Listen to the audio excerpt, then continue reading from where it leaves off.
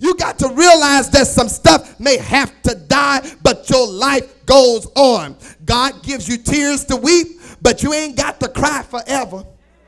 Your heart may be broken, but we serve a God that can heal a broken heart.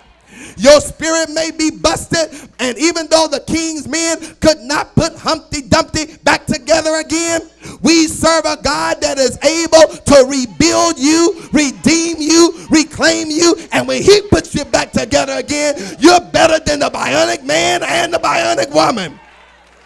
You need to face reality, move on, and get out of your rut. This country of ours, the United States of America, was in a rut due to slavery.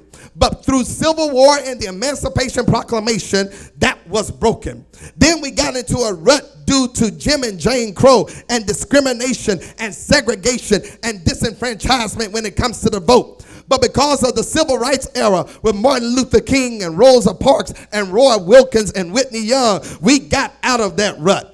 And now we're in a rut in our communities due to unprecedented violence. We're in a rut of rising health care costs. They're trying to cut what they call Obamacare, but they don't want people to have the health care that they need. We're in a rut of financial disparity because guess what, y'all? The rich is still getting richer.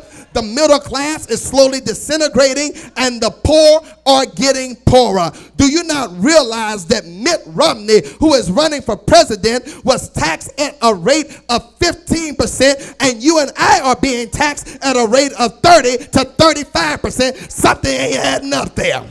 We are in a rut. We are in a rut because we don't register to vote. And for those of us that are registered to vote, we don't even vote in the primaries, and we fail to show up in the general election.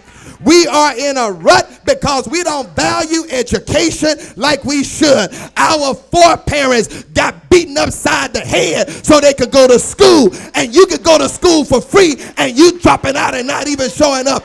And can I bless somebody real good?